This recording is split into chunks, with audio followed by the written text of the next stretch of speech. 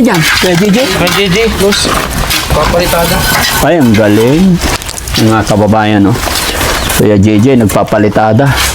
Buti, binabantayan mo. Bakit gusto mo magtrabaho dito? Ay, talaga dati parang yan, paalang-alang kay Kuya ay kapatid ko Oliver. Doon, sige, doon ka.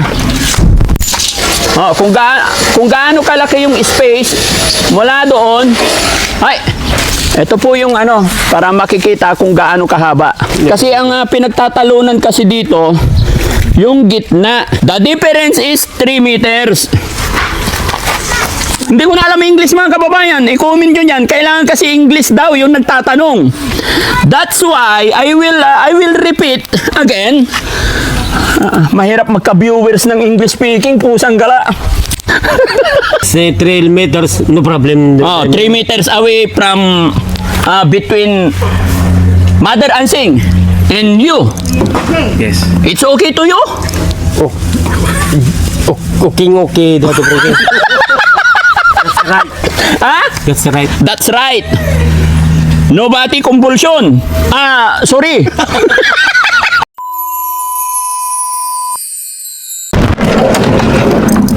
Yun mga kababayan, mga kabarangay. Update ko po kayo sa bahay ni Kuya Oliver kasi alam ko magtatrasis na. Samahan niyo po kami. Ang init mga kababayan. Time check po. Alas 2 ng hapon. Hello guys, kumusta kayo? Ayan. Init no? Ayan. Ayos ha, bilis ha. Tapos ipatag nyo rin tong harap ha. Ayan, sa bagay kasi may simento pa to mga kababayan. Paikot ng bahay, isang di pa ba? Yung simento? Hindi, ganyan lang. 1 metro. Oo. Pasok tayo guys, pasok kayo. Ayan.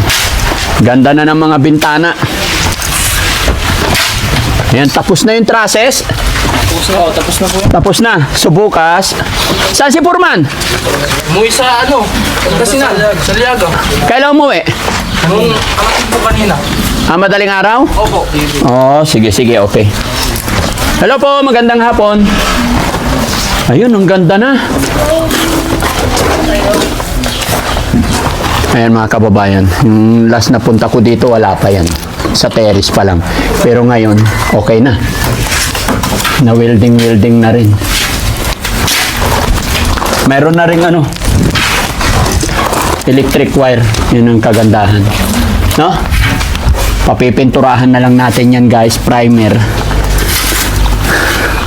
And then, long span na. Bukas na bukas daw, long span na nila to para kahit umuulan, tuloy-tuloy ang ano nila, trabaho. Kasi aabala pag umuulan eh. Ito yung kwarto. Okay lang kayo dyan? Tay, okay ka lang? Inom tubig tay ha? Ang init ng panahon. Hayaan mo lang yung mga bata. Malalakas pa yan. Pero yung mga medyo nagkakaedad, drink more water, mahirap. Pero kahit bata, mas maganda, more water. Ano bro? Very good. Ingatan nyo rin yung sarili nyo, ha? Nagmerienda na ba kayo? Tapos na po. Tapos na. Very good. Sayang. Bilang ko sana kayo ng ano. Tapos na pa eh. Tapala eh. Sa likod, yung CR. Ayun, maganda na. Ito na yung ano. Ay, sino yan na dyan? Kuya JJ? Kuya JJ, plus papalitada.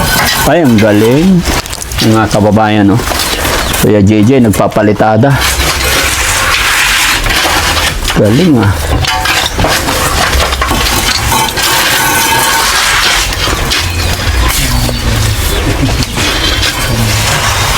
Nice. Ang galing ni Kuya JJ, mga kababayan. Salamat na. Si Kuya Louie, hindi nag-duty. Kakasal daw yung ano pamangkin eh. Kaya wala dito. Okay. So, yun. Ito yung pinaka likod din, mga kababayan. Ito yung CR. Pagkaakala ninyo po, nasa labas yung CR. No? Kasi yun po yung sinasabi ko lagi, mga kababayan. May mga plano po lahat. Kasi pag nilagay sa loob, yung pintuan, tanaw na tanaw doon sa main entrance. Kaya pinag-usapan namin ni Puriman dito ilagay, pero parang pero nasa loob pa rin ng bubong. Tignan niyo po yung pasya, 'di ba? Sakop pa rin ng bubong natin. Kumbaga nakaplano. Then ito sisimintuhin to, 'di ba? Papantay ito dito. Yes. Magpo-flooring. Okay. Ha? Hanggang diyan. Oh, ito pinaka-pader na rin talaga. Very good, maganda. Kuya JJ! Dati Frankie. Ayos Bising-busy ka dyan. Oo, Dati Frankie, para mabantayan ko yung mga nagtatrabaho. Oo. Kaya nagtatrabaho rin ako. Oo, salamat. Buti binabantayan mo. Bakit gusto mo magtrabaho dito? Ay, talaga Dati Frankie, paalang-alang kay kuya ay kapatid kong Oliver. Oo. Para matapos na itong bahay niya. Wow, excited ka rin. Oo, para may pagtutuluyan ng pagtulugan. Pagtatapos na. Yan ang gusto ko sa'yo, Apir. Salamat, Kuya JJ, ha? Okay lang, wala problema. Dati rin akong naggaganyan. Gusto mo pakitaan kita? Ay, kayo naman Dati Frankie. Hindi nga, marunong din ako niyan. Oo. Noon, ngayon hindi. Maaring nakalawang na, hindi na ako ganun kagaling, pero pag gagawin ko, ikakarir ko, mangyayari. Di ba? Pero syempre, pag gagawin ko yan, mawawalan na ng trabaho, kaya sige, ikaw lang muna. So, basta babantayan ko ito Dati Frankie. Nang inihintay namin na Dati Frankie, yung sinasabi yung papel na kinakailangan namin. Oo, huwag kang mag-alala doon, Kuya JJ. Papagawa ko yun. Papipirmahin natin si Nanay Ensing. Huwag kang mag-alala. Yun ang inihintay ko Dati Frankie. Ayun ang inihintay mo. Wala nang problema. Oo, wala nang problema. Pagka napapirma ko siya, papirma kayo, wala nang problema. Yun ang karapat dapat na gawin Dati. Oo, huwag kang mag-alala. Magtiwala ka. Pinapagawa ko sa attorney, and then pagka na-forward sa akin, dadaling ko kaagad dito. Salamat Dati Frankie para mag-ayos na itong bahay ni Oliver. Oo. Mabuti, Kuya JJ, di ba dati-rati hirap na hirap ka magsalita ng Tagalog. Nahihiya ka may pag-usap sa amin. Ngayon, pansin ko, okay na. Basta nandiyan kayo Dati Frankie, gumagaling naman ako eh. Gumagaling ka sa Tagalog. Oo. Dati-rati naalala ko nung unang-unang sama mo sa amin, yung dinala natin si Kuya Oliver. Oo nga Dati Frankie, kinakabahan ako noon Dati Frankie. Ba't ka kinakabahan? Hindi naman ako marunong magtagalog noon. Oo. Hindi na ako marunong bumasa. Oo. Ngayon, marunong na. Marunong ka na magbasa.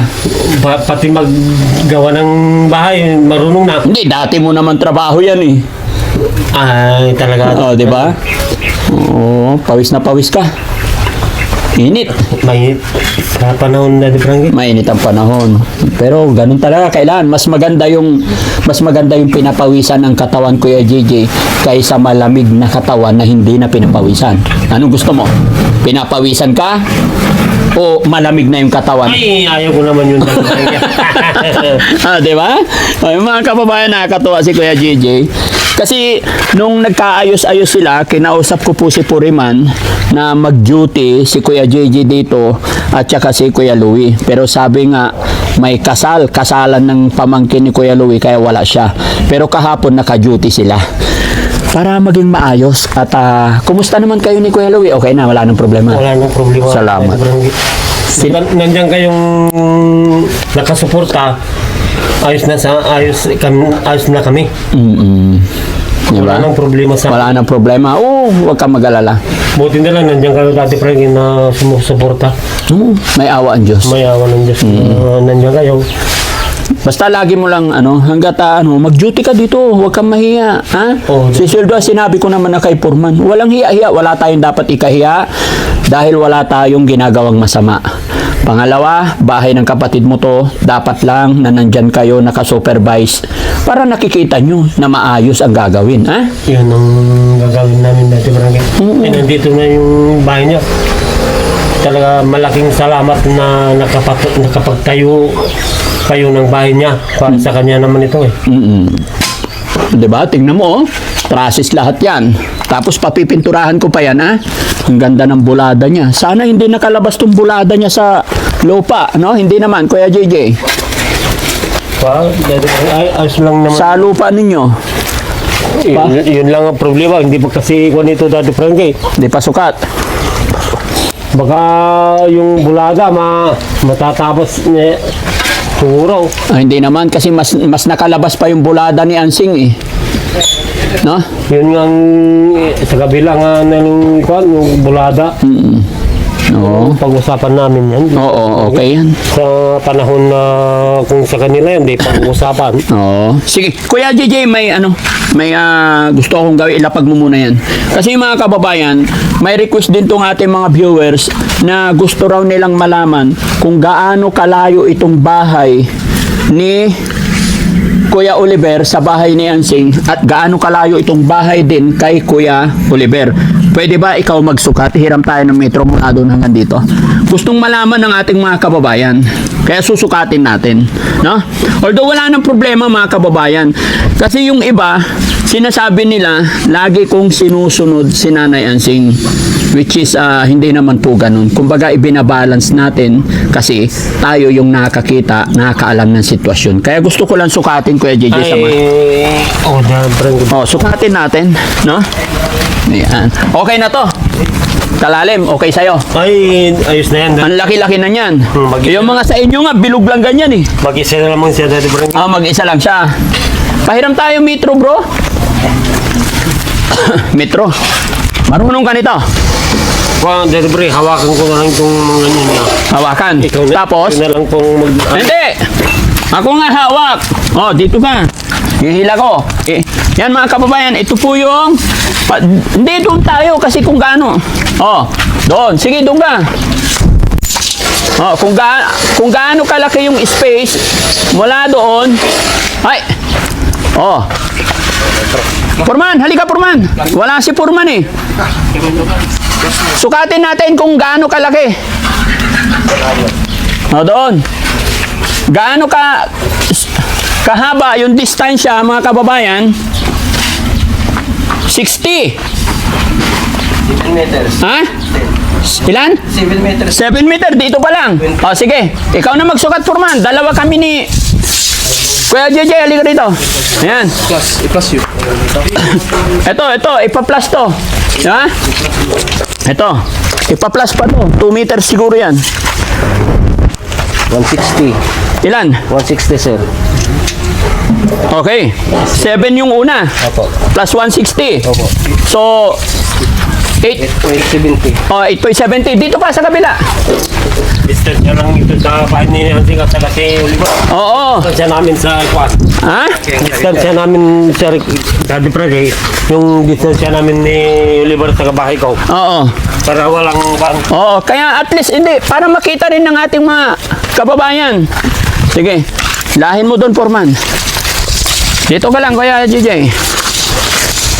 Ito po yung ano, para makikita kung gaano kahaba.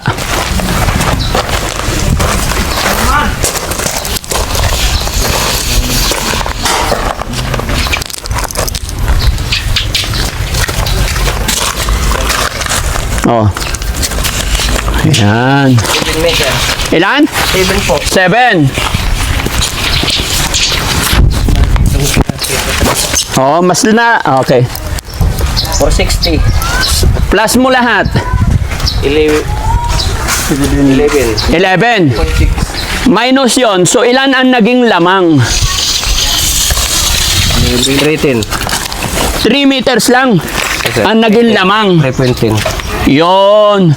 So, yung mga nagtatanong mga kababayan, Kuya JJ, kasi ang pinagtatalunan kasi dito, yung gitna. Pero, 3 meters ang naging, tama, 3 meters?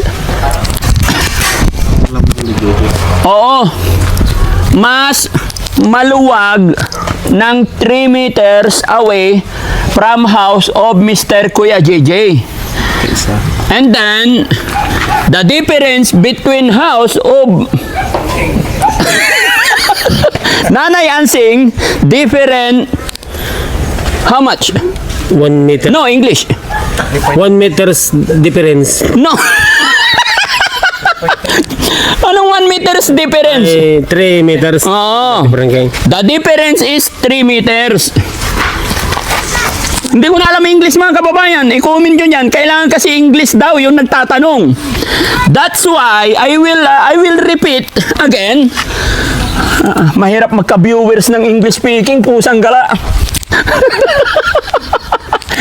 Kasi tinatanong ng viewers natin, kasi nga ang pinagtatalunan kasi, which is okay na po, naayos na. Pero yung nagtatanong, foreigner, ang pinagtatalunan kasi yung gitna. Ngayon, English tayo ha? Kasi para maintindihan ng sponsor yung viewers na foreigner. Sukatin ko daw. Then, we fix the meter over there. 11.6. No, pahirapan mo pa ako eh. Only the difference between Ansing and Kuya JJ is 3 meters. 3.10. Paano mo explain yun? Paano? No problem, Daddy Frankie.